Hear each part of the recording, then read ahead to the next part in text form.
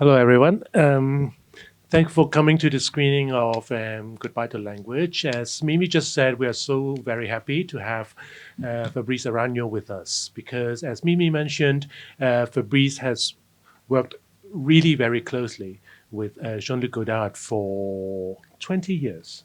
Is it? Around 20 years, right? Yes, exactly 20 years, yeah, day by day. Yeah, maybe you can talk a little bit about how exact that would be. But Fabrice is a filmmaker himself, and we worked with Godard from Our Music, Notre Musique, and then Film Socialism, and then Goodbye to Language, and of course, the Image book. So it spans around 2 decades. So, but Fabrice is very, very instrumental in making all these films happen. So we really have to thank Fabrice for being here and also for sharing your experiences with us about what we would describe as the last phase of Jean-Luc Godard's creative career. But as Mimi just mentioned, and also I just mentioned that you are a filmmaker yourself, how would you actually describe yourself? Because you worked on his films as a cinematographer, as a location manager, main man behind all the cameras and all. How would you actually describe yourself, your role in Jean-Luc Godard's universe? Well, first, thank you to everyone who makes this happen here. Time is short. And I become a little older now, but first I was saying, because this question a lot of people ask me, but how can we describe your work? Because I don't really like the rules, though I'm always not afraid, but in contradiction with the rules, but from my childhood.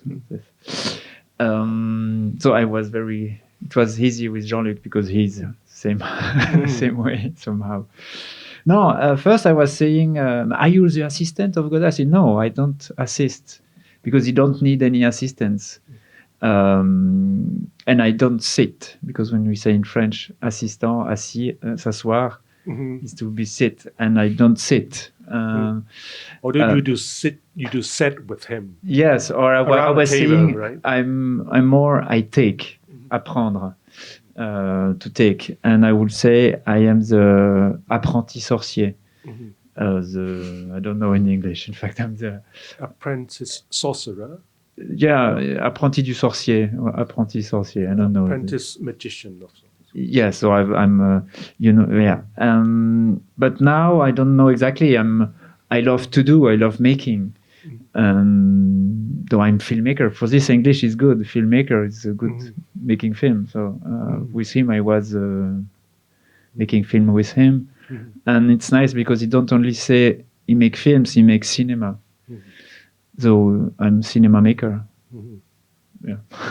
But actually, it's interesting because, from what I gathered in your previous interviews and from what from our chats throughout the past few weeks or maybe throughout the past months and year, you did mention that, people, when you mentioned to your friends back in 2002, maybe that you were going to work with Jean-Luc Godard, they were sort of like, wow, you're working with a master, or you're maybe working with a monster. But actually, Jean-Luc Godard wasn't or isn't even the filmmaker who inspired you in the first place, right? When you were more inspired by, for example, Michelangelo Antonioni and... Yes, and I found that cinema was it was really I had not a revelation, but I had a moment where it was very important for me because my family I'm from Italian origin. I'm born in Switzerland, but my parents were organizing a lot of screening of Italian films, Fellini's films, Olmi, or the history of cinema in Italy. And though I knew this kind of cinema, though I was dreaming of maybe I could, if I could meet once Fellini, I would be.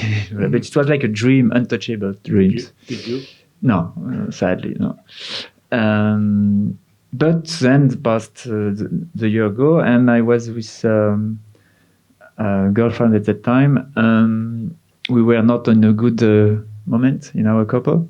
It was at the end. And then suddenly I see the beginning of, a film of Antonioni, L'Eclisse, The Eclipse. I don't know if it's the title in English.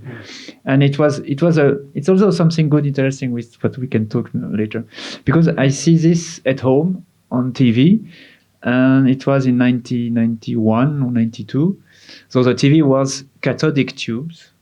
And we had just in our small apartment, we had just a small TV. So it was like that. And it was on the floor because we had less furniture. We're not very, we were no rich at all. But it was like that. We had two black cats too. And the cats were going in front. But we were in this kind of suffocating time in our couple, young couple. And then I see L'Eclipse on TV. And the first scene of this film, where there is quite no words, just Monica Vitti trying to end the story with someone. Walking around in her apartment and also around the EUL. Right? And so when I see this, but it was not in a big screen of cinema, it was on TV, on the other side of my living room, with the cats going in front.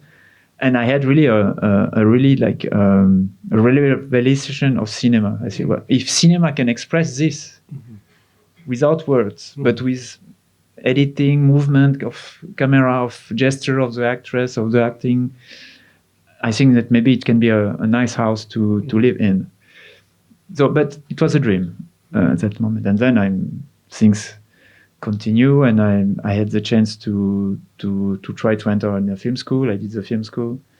But yes, the film, for me, cinema is near dance, music, paint, photography, and not only a way of telling stories. In fact, because me, the story is not my first interest in cinema, it's more expression.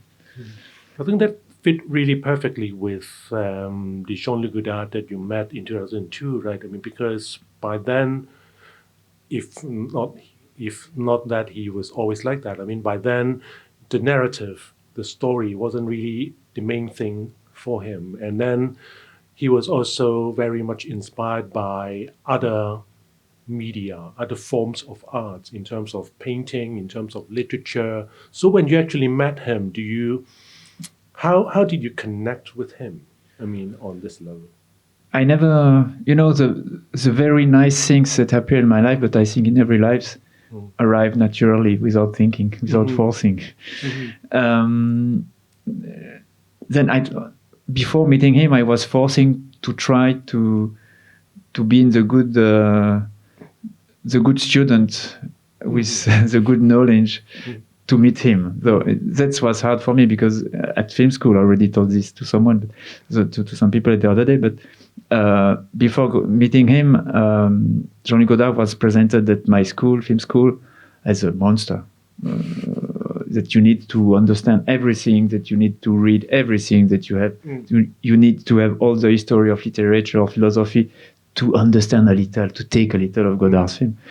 And so for me, Godard was, yes, okay, I know that it's a very famous filmmaker, but his film, I had no harms to take his film because no one gave me arms or hands or things to hang. So before meeting him, I was afraid because people say, he gets his character very difficult. For the technician, it's very terrible. So I tried to understand his film, it was not possible. Though I say, but maybe I'll go naked as I am, and we will see. And then it was at the opposite but still now people say, Godard is quite, no, it's just an angel. Or now he's really an angel, but he's just sweet people, very but we are both in the same way of sometimes difficult to share things in the normal way. But with hands, it's good. And I was working with my hands always. It's a way, as I do cinema to express things without words. With him, I was expressing buildings and kind of stuff, or on my hand on computers, and that's it. Yeah, I think people do have some perceptions about Jean-Luc Godard, that he's a purist towards cinema, because we saw all these interviews and all these press conferences he gave. For example, he said that television is the enemy, the zoom is the enemy, the tracking shot is not an enemy, but something with the morality in it. I mean, he deemed so many things as antagonistic, but when you met him, it's not like that, isn't it? He's quite open about embracing new things. I think it was always like that, but when you put him on a stage to speak, he loved to play with words. So he says that TV is the enemy, but he revolutionized already the language with the TV tools, making histoire du cinéma. So in fact, he used all pretexts of doing things. He will. It's easy for him because making a film or using 3D or using color picture or CinemaScope or the TV system, it's just a way of free himself, his mind on something. For me, it's my thinking, because his thinking, it was so immense, without any stop. He's thinking always, and making connection. He's like editing in his mind always. He sees something, he hears something, he remember everything, what he read, what he see on all his life.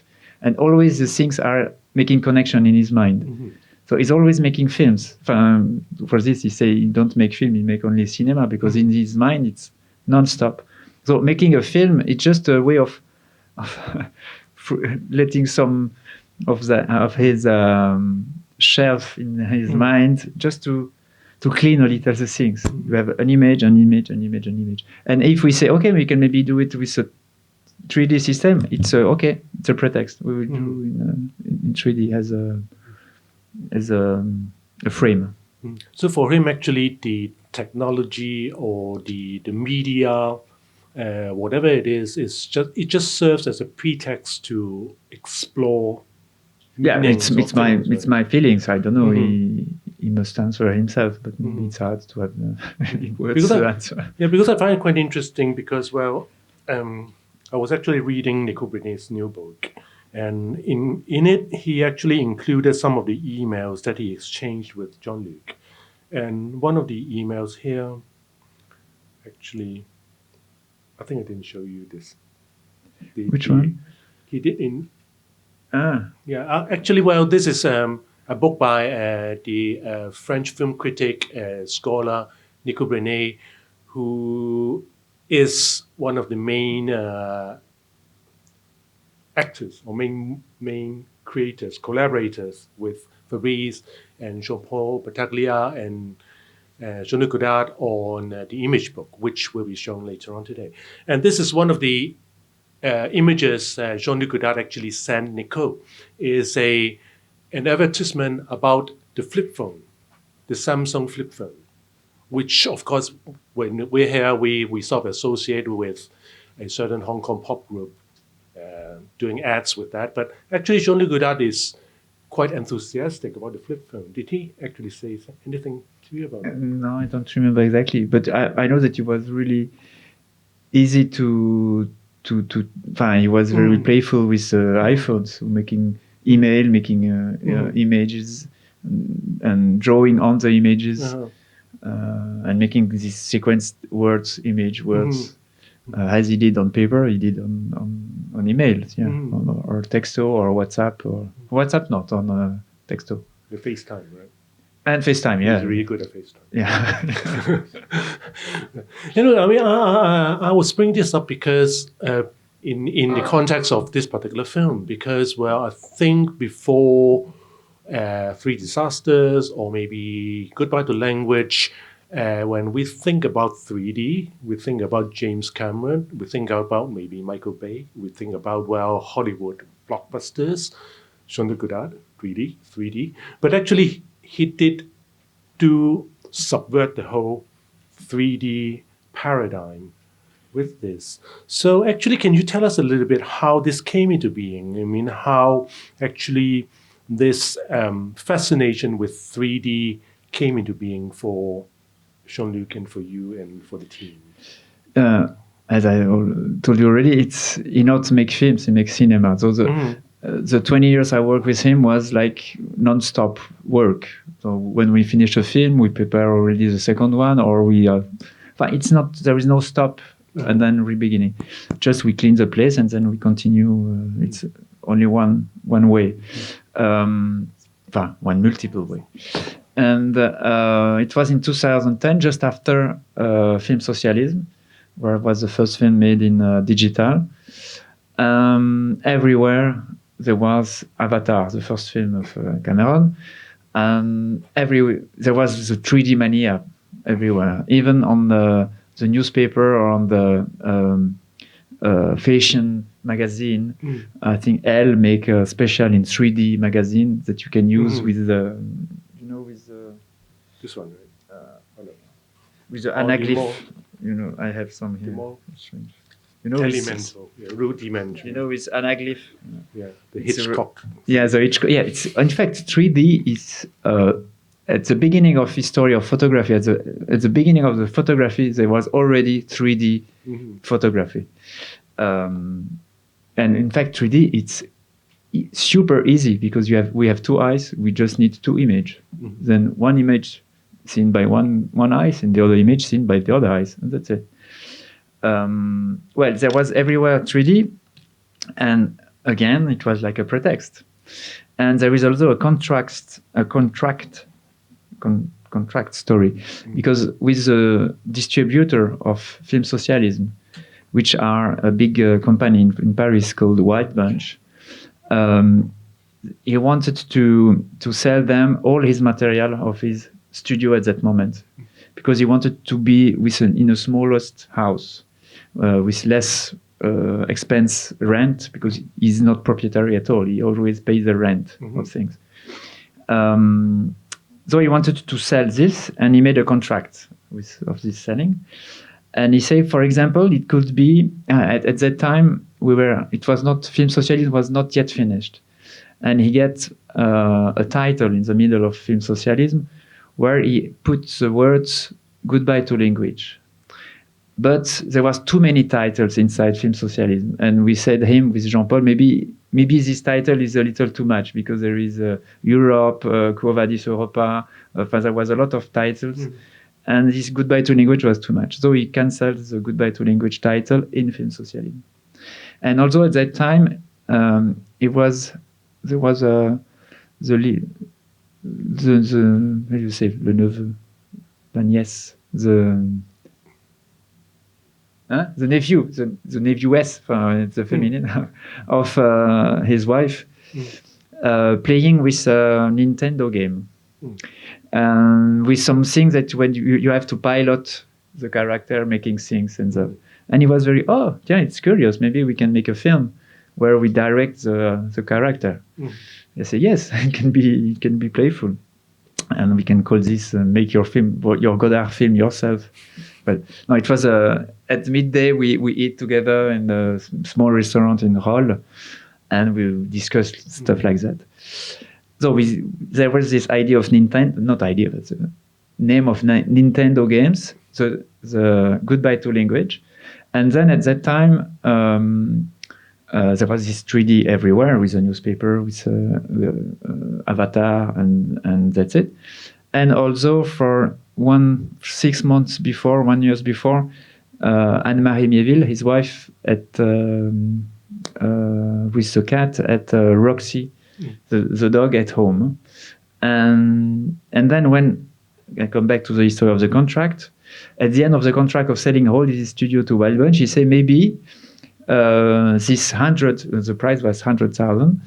He said maybe this 100,000 could be the first step for the next film called Goodbye to Language, made in 3D, with Nintendo, and that's it. So because we were just discussing this, it was in the air. Though it was just for him a way of hooking the producer to make something, just to have a pretext to do. The title, it was already in the air, the 3D and Nintendo. And if you see the contract, it's like that. And the story about a couple where a dog permits again to the couple to be together or to discuss, it was what he was living there. And then we were, and the work was beginning in the first step of the work, he asked me to try, in my lost moment, mes moments perdus, to try the technique of 3D, to understand how is it. And Jean-Paul began to search the actor and actress. And at the end, we found two couple possible. We made tests with them. And the test was used in the short film that was before the 3 Disaster. You see another couple, the middle couple. All this was made with the test. And as we had choose two couple, he said, we can make the film twice. First part with the first couple, the second part with the second couple. And it's not very complicated how it was like that. But when you actually started these tests, which actually led to 3 Disasters, what were the expectations? Because when I first heard about 3 Disasters back at the Cannes Film Festival, I was thinking, okay, this is Jean-Luc Godard being sarcastic about the possibilities of 3D, right? I mean, it was his predictions that 3D was going to turn out to be very disastrous. But actually, no. I mean, he actually developed a new visual language with that. But what were the expectations back then? But in fact, everything that we see in 3D that was already done wasn't interesting. Avatar, ouais. You can see in 3D. In 3D, you just have the little bird fly on your nose. Okay, but then we see Wenders Pina film about Pina Bausch. It was sad with on the subject of Pina Bausch, which is a very incredible choreographer and dancer, and making this film in 3D like that was poor. We see also football competition in 3D because it was a mondial of football, and we went expressly in Paris to see a direct football match in 3D. But after the first 45 minutes, we get out of the cinema to see the match. So nothing was very interesting. But I have the head a little. I don't know how we say têtu. Click. Huh? Yes, I'm like that. I'll say, yeah, maybe we can continue trying. And Jean-Luc asked me to buy a very professional camera. I said, yeah, we have to try it again, and with a good material. So we brought this camera, and that camera wasn't any interesting. It was a Panasonic, but it was no interest. So I didn't forget to continue, and I reused the camera that we use for Film Socialism, which is the first DSLR Canon 5D Mark II. So I brought a second one, and I built something in wood to maintain them together. And then it began to be interesting. Because the idea was we have to do it. If a film will be in 3D, it must be only in 3D, no 2D version. And if what I made, we can see the same thing in 2D, I have to go forward. And for this, as I told you, the 3D is two images. It's easy to take two camera. At that moment, it was Jean-Paul had one like that. It was before, because it was in 2010. It was before, at the beginning of the iPhones, but they were selling this kind of small cameras that you can carry with you. But It's that you can take with you. You had your mobile phone for calling and the camera for filming. So there was these two cameras. It was very nice because they are not bad in the quality. They are small, vertical, with a way of with a hole in the back. So it was easy to keep it by hand or like that. And I begin to make tests. And then the first idea that appeared is maybe if I have one camera at one hand, the other camera at the other hand, what can be? Mm-hmm. So I tried like that. It was very helpful for the eyes and for the head. So I put it on things like that. This is a evolution of the system. Mm-hmm. This is what we use in the film. But I made a first test filming a couple of friends with these two cameras, and I asked to the couple that the guy can go to the kitchen, and I follow the guy with this camera, and then again to the girl, make a kiss, and then go to the balcony, and then they do like that, and then like that. And then you it's nice because it's like if you film in 35 millimeter or 16 millimeter, you cannot see the result.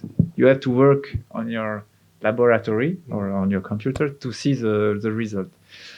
And then it was quite interesting because when the couple were together, there was a 3D, the relief in deepness, and they were together. And when they are separation, it's hurt.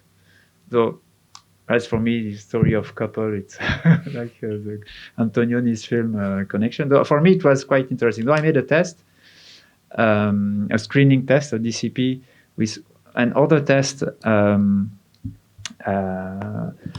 also for of layers, making different layers in the deepness. Mm-hmm. So I film a couple of friends, another couple of friends playing piano at four hands on the piano.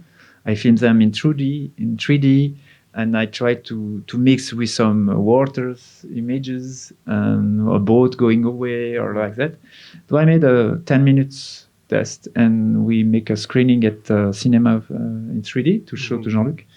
And then he said, yeah, it's not. It's a good idea. We take the idea of these two separating camera, and he called, because this camera is called Flip Mino, the name of this camera. We call this system Flip Flop. No, this is a flip flop camera. Yes, and in the 3D disaster, there is all the tests that we did in my studio. It's because really it's the l'âge d'or, the golden age of testing, because it was free open bar on the test, thinking what can be the 3D on a mirror, because mirror is flat. How is the deepness in a mirror? So I bring a mirror and I put my two camera on traveling, and I say maybe you can make the camera make their own selfie. So for this, we see in the 3D disaster, you see the two Canon with the two lens. What can be the 3D if on a crane? So I take my crane and I film outside my studio a movement. Yeah, you freely make on a test, and then Jean-Luc pick what he wanted. Is it that you have some test footage that you could show? Sadly, not of that film. About the separation, the test. I mean, but you see in 3D. I cannot. I can show you only the 2D. But this you just see now. L'expérience intérieure est désormais interdite. But it was made with this. Par la société en général. It's not bad. Et par le spectacle en particulier. Vous parliez de meurtre. Ce qu'ils appellent les images devient le meurtre du présent.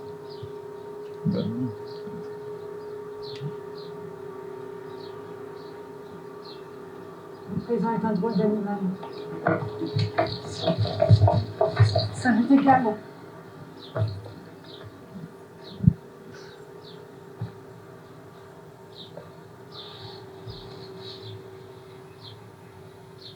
I was making like that, huh? And then looking on the screen. Ça m'est égal.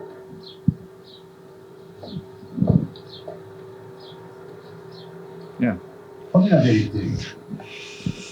Well, I have only this, but it needs all the test 3D must be seen in 3D. So it's not the exact opposite to show it in 2D that I wanted to present. But this separation shots, for want of a better term for it, I mean, when you suggested this to Jean-Luc, when you talked about that, I mean, what were his reactions about it? I mean, about using 3D like that. You don't. Images. It's very few. We had very few moments where we react like with passion together. But when I screen, it was in the cinema a little bigger than this salle, but we screen all the stuff, and then the end of the screening, and then he say, I will use a system where the image separate. I say, okay, that's it. Because I was watching Jean-Luc's interview for Canon, as I mentioned the other day, and he was talking about 3D, and he was also talking about, well, there must be some kind of a meaning behind all these new technologies, or else it would be quite, meaningless to do that. I mean, there must be something inherent in it. I mean, what about 3D? I mean, when you talked about this particular new medium, I mean, did he actually talk to you about, what he thought about this additional dimension?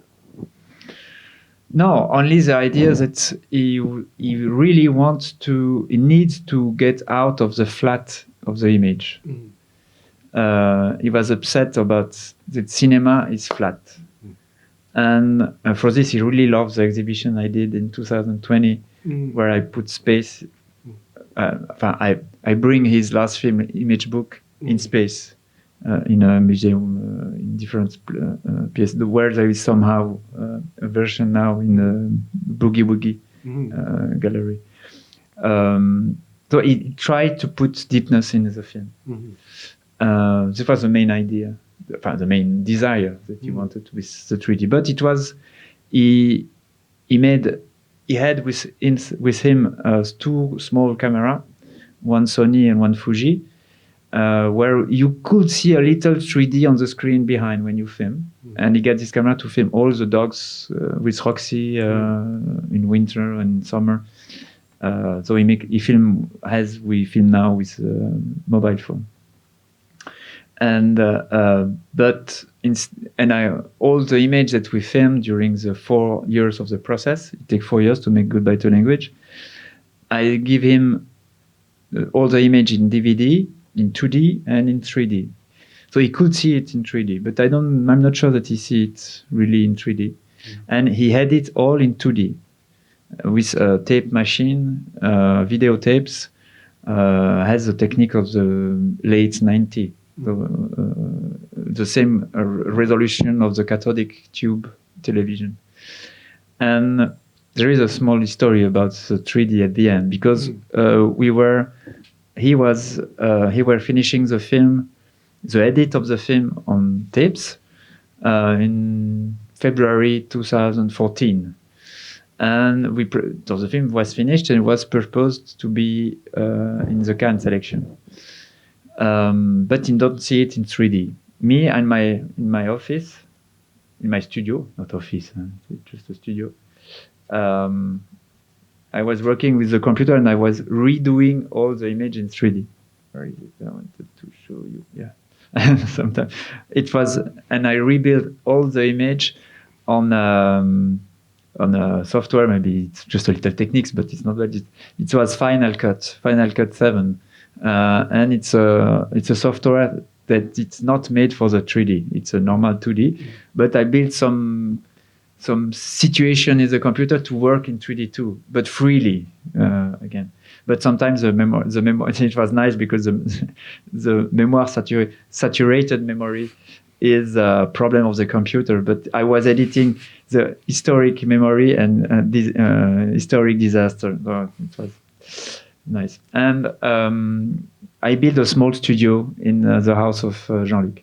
And then I present him the first part of the film in 3D on a TV. It was a big TV. This TV, I don't see. This TV is quite big, but it's a very small place in his house, in the back of the house. And I unfortunately I put the sound in the mono in the center, because when he had it on two audio tracks, one left, one right, and sometimes with difference between the left and the right. But when I present him the first screen in 3D, I just let the sound in mono at the center. He see it, and he was very disappointed about what he see, because he thought it was like in an aquarium images. There was like, yes, like in an aquarium, and with no difference. There was no rupture inside. So he said, maybe we cannot present the film at Cannes. We will present the film at Cannes only in 2D, and then the 3D maybe for Venice in September. He said, but maybe we can see it in cinema, because it's not the same on the TV. Maybe. So we organized a screening in Paris in a very big studio with the best projection in 3D. And then I remake the first part of the film, and I put the sound on the left and on the right, good separated with the sound. And I also make a copy in 2D and the direct copy of his edit tape, the rough cut. Mm-hmm. So maybe the film could only stay in 2D, and we forget all this 3D story. It's me that I wanted to say, we have to try the 3D, we have to discontinue the 3D. I wanted to play with my tools. So we go to Paris, and I was like that. It was in March. Cannes is in May, though we were quite rough. Mm. And then I asked him, when we were in the studio, what do you want to see? The 2D, maybe? No, we are here to see the 3D. Okay, now please play the 3D copy. We play the 3D copy, and then we see non-stop. I say, you can stop when you want, Jean-Luc. Okay, but we see it non-stop. And then after the screening, he puts his glass like that, and he says, okay. Yes, but Jean-Luc, we have the 2D to see, maybe to comparison. No, it's for me, it's okay. Sure, you really want... And I push a little to show the 2D. And after 2 minutes of the 2D, he said, no, stop, the film is in 3D. You made a wonderful work. Continuing the film in 3D, and then we continue the film in 3D, and then we spend 2 weeks, he and me alone in this. This is my tools, where I can I build something to make the color correction, the 3D correction, and the mixing of the sound at the same time. So we work like that for 2 or 3 weeks, making all the film. Image and sound at the same time. It's just a special, because normally for the people working in cinema, normally we make all the image and then we go to another studio, very expensive, to make all the sound. And both studios are very expensive. Me, I built something like that on an IKEA table. And yes, Jean-Luc was sit behind me on that rear. He got the copy of the video tape, to verify maybe something, but he never used it.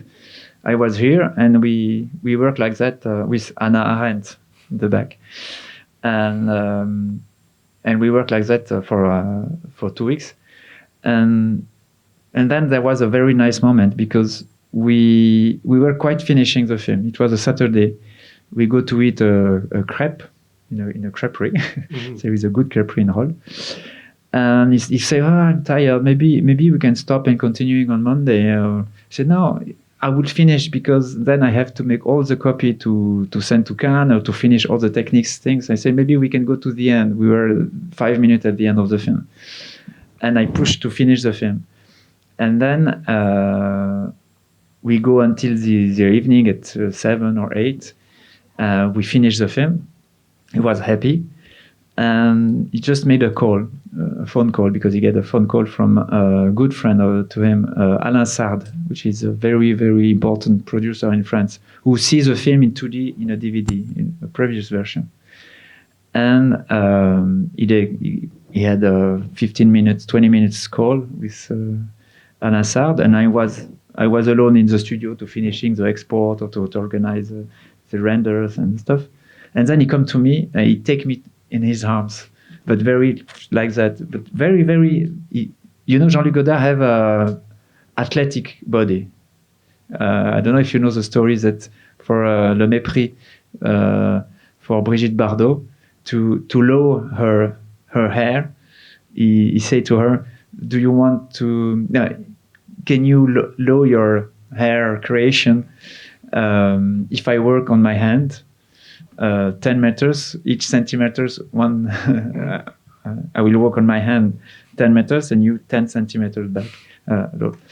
And so he did this, and he explaining this on a TV 10 years after, though in the 70s, and he show it in the TV, and you show him walking on his hand. In the 1970s. Yeah. So he got really. So when he take me in his arm, it was, and because the producer Alain Sard say him very nice things about the films, and he was happy that I pushed to go to the end. So we were talking. So he still really needed the acknowledgement, right? I mean, or the confirmation. Yes. In fact, we can thinking that it's no Godard don't care anything about no at all. He's everyone. But it don't show maybe this. But at that moment, that here in this there in this small room, we call this room chez les Anglais.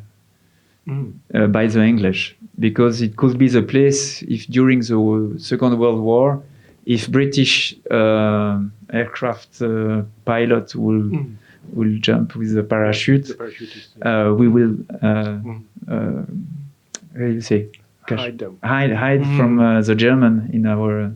So we were the boss. He take me in my hands. He take me in his arms here in this small. But after that, I mean, did you also, for yourself, did you get the feeling that, well, when he held you in his arms and saying, well, thank you, did you really think that, well, this is it. This is, well, his ultimate confirmation of your work as an equal collaborator? Yes. But, it was not every day, but every week we meet for 20 years. So at the moment, it was quite normal. I say quite because with the exhibition, I just told you, when I bring his last film and I put it in space, I make it very alone. This he say me, do what you want. He say me, okay, and I do it very sincere, and I was really passionate to do this. And when he asked me to see the exhibition, I bring him to the exhibition 3 days before the opening, and it was really the same moment in arms there, but during an old visit of an exhibition. But we were not arms to arms, but he was very emotional about everything that I was explaining him, or to see here and here, and you can now look here, and if you are seated here, you are here. Enfin, so at the end, he said, yes, je suis en confiance. I'm in trust, completely in trust. So you really helped him in bringing his ideas across. I mean, to realize his ideas in the 21st century, right? I mean, yes, but I was just making my stuff, in fact. Because he said, do you want to try things in 3D? Okay. Do you want to? Yes, okay. I just was making my own, freely my own things, and for him. But I wasn't thinking I need to help him to do things. I just making for me. In fact, a little. It was I was not at the service. Of course. I was not a server. But you're just like in, well, for example, the image book, the credit is basically the surnames of 4 of you together. Yeah. Godard, Aragno, Battaglia, Binet. So they're all equals, equal partners. Yes, it's wrong because it's a Godard film and we're working with Jean-Luc Godard. Though. But I understand why you write like this, but it's still a Godard film. And people say, yes, but maybe without my work, it would be like that. I don't know. If you take another image, it become a Godard film too. Just I was there and I gave him all what I did, but maybe someone else will do other things. It will still be a Godard film. So, I'm not the key of his work. But at least, for example, you did mention the other day how Jean-Luc Godard, well, up to the very end of his life, his creative career, for example, he was still editing with videotapes, right? I mean, he never really used a computer of sorts. No, he tried. This one, in fact, is called Jean-Luc Godard. This computer, I brought it for him. It's the second computer that I brought him for him. And the first one is I don't know if we see it, the first one. Well, the first one was used in here. And I made a course of computing with him. We had a plan to make it for 10 days, like that. And I began to show him the windows. You double click and then you have a windows. And with the mouse, you can make this. And inside you have the, oh, incredible. Oh, it's enough. Oh, it's already enough for today. Stop. It's enough. You're going to use the mouse, right? Yeah. And that's it. It was the finishing. We never use any more computer with him.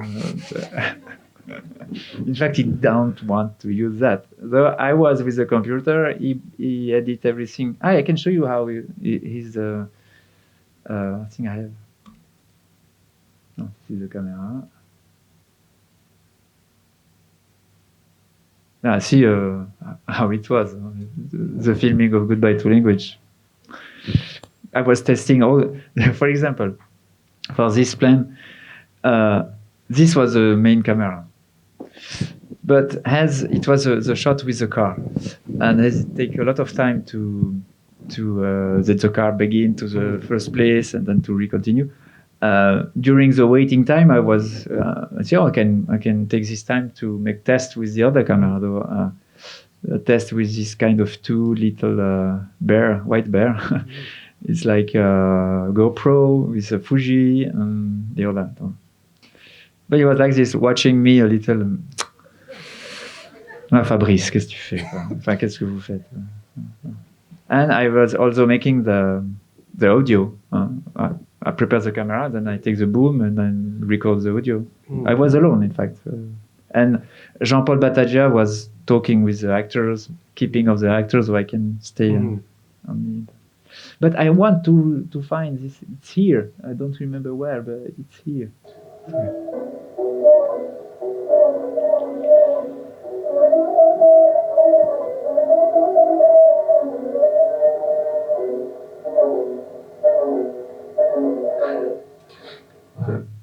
Well, it was just like that, but it was for me a video just used to know how to add in image book, the film that we will be seeing now, this image, and just to add it on my edit, I just film his edit to have the model of how we're making. But just to show you, he worked on that kind of videotapes.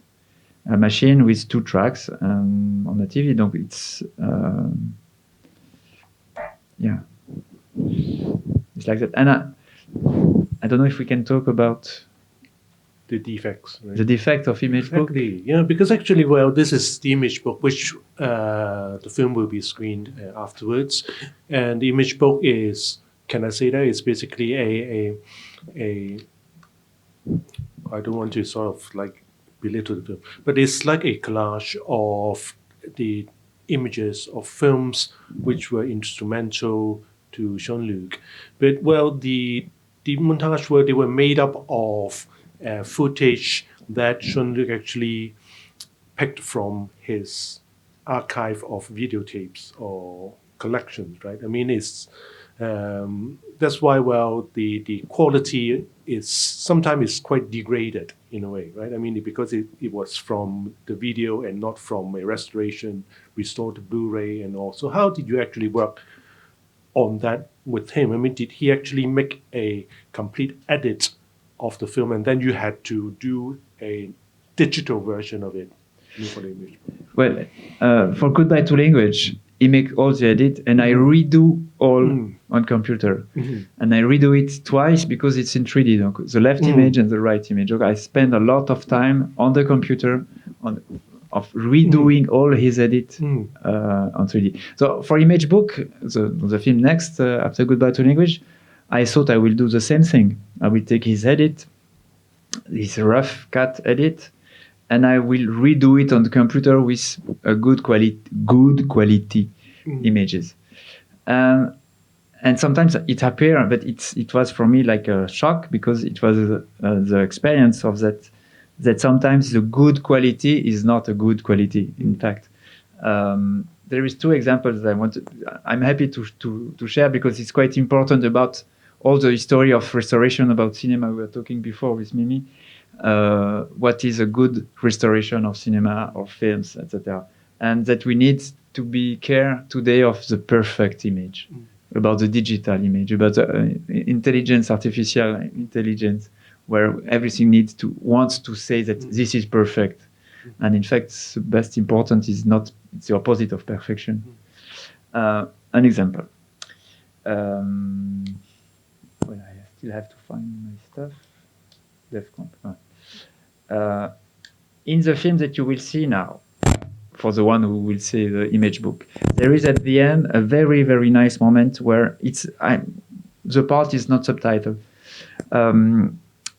It will be tonight.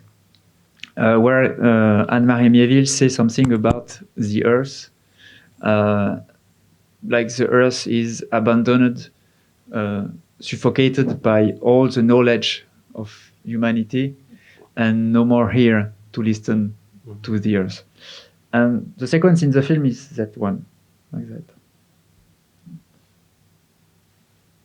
La terre abandonnée.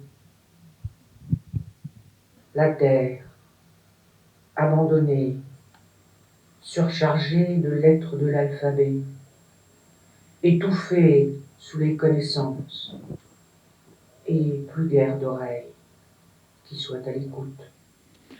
Yes, if you understand French, it's very, very beautiful, this sentence. It's about everything that we need to care about our planet.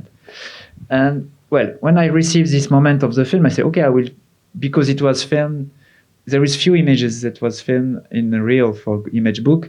We went twice in Tunisia to make locations, and we filmed with our camera something. And there, this image was made by Jean-Paul with a small photo machine who could film in high definition. So I take the image, the original footage, to say, okay, I will do it well. And I will show you the original footage, where it's incredible because on the image that I just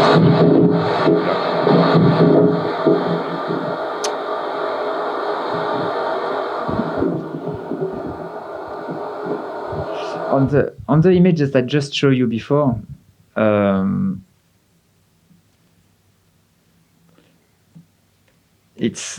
you have a lot of you can propose a lot of when I see this, I saw the humanity in the shore of the earth, but all the humanity has primitive humanity. I don't know, like the discovery of the sea, or I don't know. I don't recognize exactly who is this two whites or two. I just see. I project all what I have, and there is also something very nice that the frame change. You see, it's grow. It was small, and then during the film, it makes this. In fact, it's a zoom problem of the TV, but it makes this.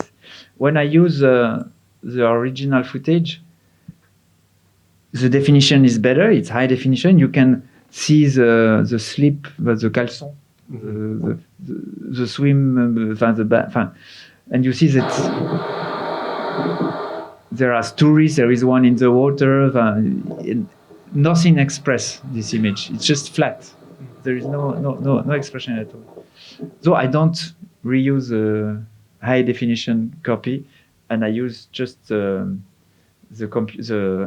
edit footage of Jean-Luc, because he destroys the image with this old video machine, to put the color to like that. And there is another example where in the film I will show you in the film. It's the beginning of the second chapter. You will see it. And it's incredible, this, because I don't know how we do it.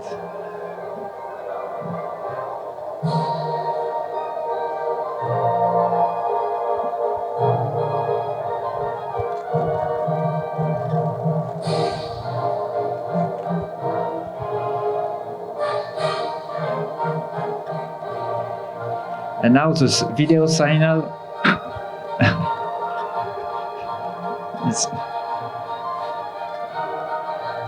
it's so disturbing, the video signal, that the signal get out, the white, the red are incredible, and then there is like a blue here.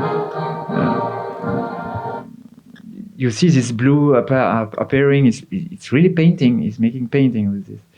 And if I show you, because this is his work on the tapes, that I still highlight it on the film, because the original footage, it's this one.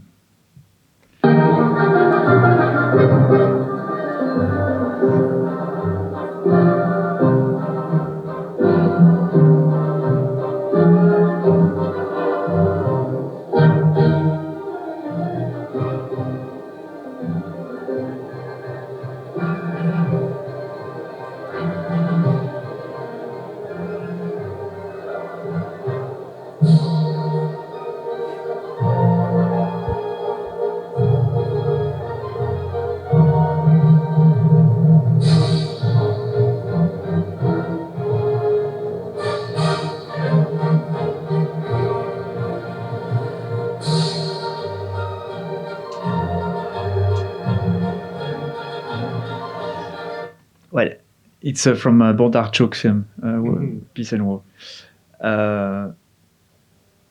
There, when the comparison between the two, this and this, well, it's how this image carry more than the other. But the other, if you see all the film of Bondarchuk, it's okay. But as an extract,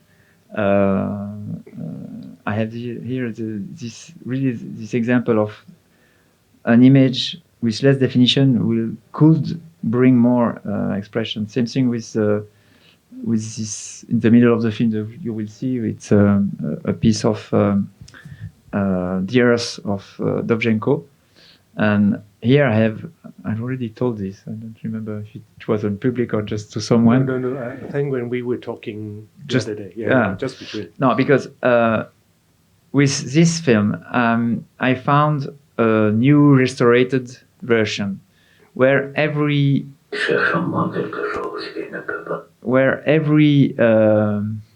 noise or snow was you see the death noise with the death noise filter. You know, this is the kind of filter you have on Instagram or all this kind to clean everything, to make this Botox stuff. Though I found this copy, though I changed his edit with a new version, and he was very upset of this. In fact, there is a very few moments in our 20 years of work together where he was angry with me. But there he was somehow very disappointed. He said, "Oh no, you don't understand." And because I was killing somehow the film, I was taking something like it was, you know, if you were glued on the wall. The film with the restoration is like glued, fixed on the wall. And the VHS version brings you, okay, you see less in concrete, you see less on the eyes, you see less on the mouth, you see less things, but you project yourself more. It's more place for you, in fact, for your imagination. And same thing with the color and the black and white. When you see a black and white images, sometimes the black and white have this carry more because you project the colors, or you project not the colors but the rest. It's less and arts and cinema. It's just an extract of the flow of everything. Though if the extract is more close, you can focus more and you can project yourself more. And cinema is projecting himself in something.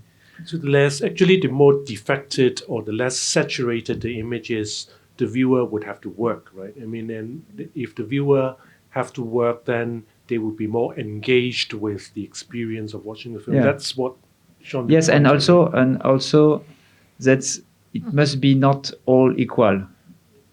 There must be difference. It can be very colorful images, very with a very definition in some images, but it can be also. It's important the difference. But it's same thing in between people. It's important the difference. It's in living, in loving, in everything. It's the difference. It's very important in a film too.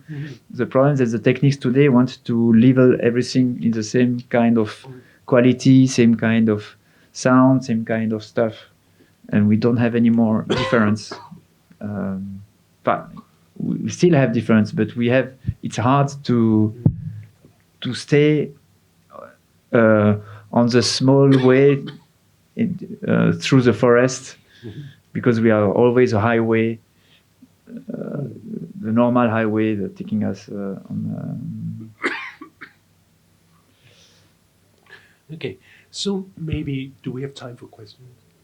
Okay, so actually, well, before we open it up to the floor, because I just want to follow up on what you just said, Fabrice, that there shouldn't be a unified way. So you never really did color grading of sorts for the film. Color grading, yes, but in French we say conventional way. No, not in the conventional way. No, never. And mixing too. We never mix. And for example, in the image book, you will hear every sound still alone. If there is one sound on a track, it stay like solist. There are more solist. Sound is solist, image is solist, and in between you are you. So you can cut the solist and being by hand. You know, if you are in front of hundreds of people, you are a little.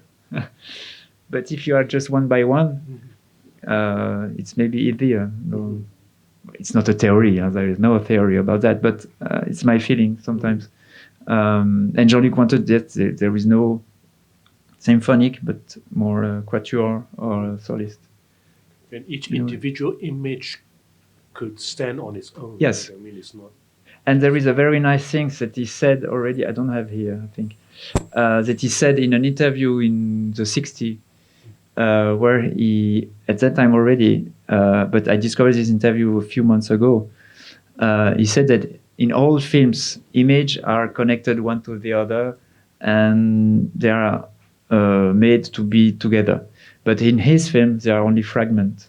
So you can, and what we do when we do the exhibition, and what I learned with him, is that everyone can be a fragment. Every fragment can be already something alone, like a poem. Each frame could be a poem. Each moment could be a poem, a haiku poem, or maybe a little big or a little less. But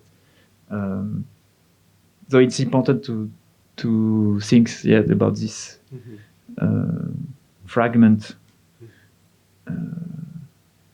The fragments coming together, clashing. Yeah. New meanings. Okay. So maybe we'll see whether any of you has any questions. So if you do have any questions for Fabrice, please raise your hand, and then we'll pass the microphone to you. Anyone with questions for Fabrice?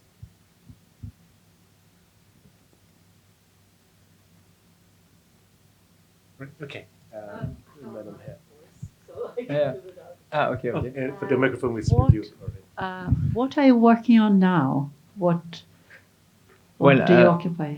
Yeah, I occupy myself. But there is, like here, some homage, a little about the work with Jean-Luc and making some exhibition or also. And I am also preparing. We are also organizing or preparing or trying to build a foundation in Switzerland where I could manage all the films of Jean-Luc, all his work, and creating also a place to study with consulting everything, every film, text, or other thing.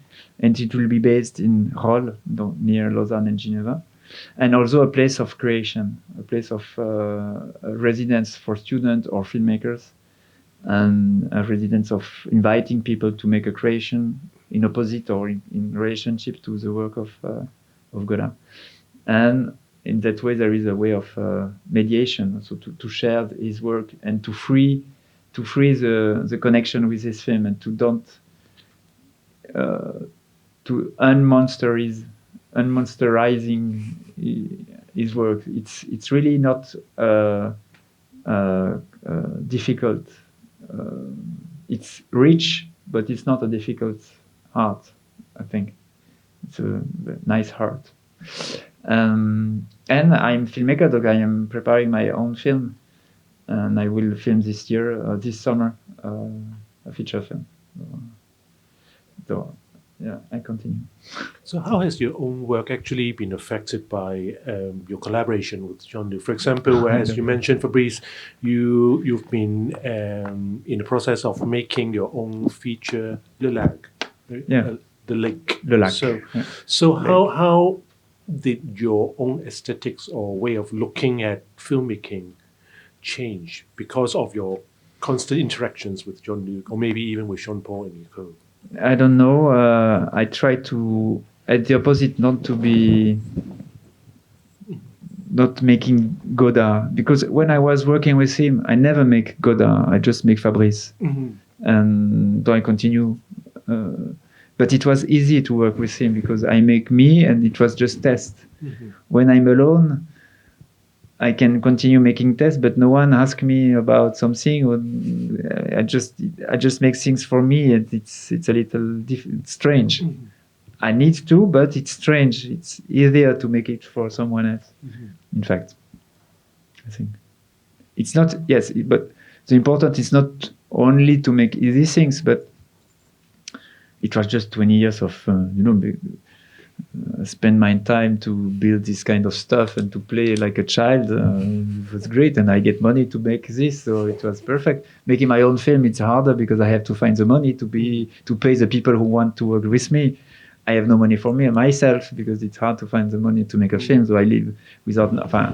I will not get paid on my film, and so on.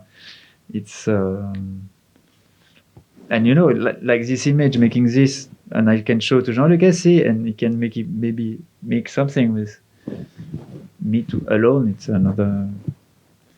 But I need to do my film too. It's Before finishing your own film, you still have to help finish the remaining projects that Jean-Luc has left. For example, the film trailer for a film which will not exist, Phony Wars, which actually premiered at Cannes. Can you tell us a little bit about that? Yes, because his last film, last 4 years, he got 2 film projects. And fortunately, it was with some money each time. The first one was called Carlotta Drôle de Guerre, Funny Wars, which is an order of Yves Saint Laurent, the house of fashion. They want to build some production. They want to become producer of cinema. So they ask to some well-known director some film, and Jean-Luc say okay. So we get the money to continue to make a film, and as the first step in Goodbye to Language and image book and film socialism, there was a first step to test, and the idea was to make the film in 35mm, going back to the origin way of making films, but with the distance of today. So I brought a 35mm camera, I brought a Super 16 and a Super 8. And and the idea was in black and white in 35 and color in 16 and Super 8. So I brought this material and begin to make some tests, and then appears the COVID. So it stopped everything. Then it was hard to bring in Switzerland the actress to make the test, filming them. And then the project slowly becomes, the speed of the project slow. Here we begin to be a little more tired on it. And at the end, but there is still something that exists of this 35mm. It's an exhibition, the photograph exhibition in a Boogie Woogie gallery, where there is some photo that I made with the test of this print test, 35 black and white. But at the end, the film was, he made his work on only on his table, making just a paperwork with collage of 60 page, like it was like a small book of 60 page. And then to bring this to a film, he proposed me to, he count some seconds on each page. The first page will be 10 seconds, the second will be 4 seconds, the third will be... and he asked me to put it on a sequence, so it became a timeline. And that this timeline was too short in time, so we multiplicate every second by 5. Mm-hmm. He sees this film, so the film was complete, and he say also that it was his best film. Mm-hmm. The other film, where so this film was paid, we get the money, so he could pay his rent, even if I pay the rent, we could pay everything. The other film was, we had a contract with Arte, the French-German television, so we needed to accomplish this film too, to don't need to give back the money. So the day before the date of his, he died, he gave to me the instruction of one part of the film, and then the day before he gave to Jean-Paul and me the other instruction of the second part of the film. So now we have to do this film, and I asked to have 1 year more to do it, so it will be next year. It's called Scenario. Okay. So maybe we'll just keep it mysterious and put it under wraps, and we'll look forward to both the film annonce and then Scenario. Yeah. So sadly we have run out of time, but of course if we do have the time, maybe we can carry on for a little bit more. But okay, thank you so much, Fabrice, for sharing your experience with us. Shall we have another round of applause for Fabrice Aragno? See, just to finish, just a mail that he write us in December. Hot, thank you for the geste barrière. Thank you for the. And when he write us this, et l'horizon recule encore et la vie s'agrandit, and the horizon grow and the life grow too. The horizon. It was nice when it was For this we were working at the end just to give the flame the flame. Well, okay. Thank you so much, Fabrice. Thank you so much. Thank you. Okay, and thank you for coming to the screening of Goodbye to Language and joining Fabrice sharing with us. And of course, as Fabrice mentioned, well, the next screening for tonight will be the image book. Okay, so thank you so much for coming. Thank you. Thank you, Fabrice. Yeah, you're welcome.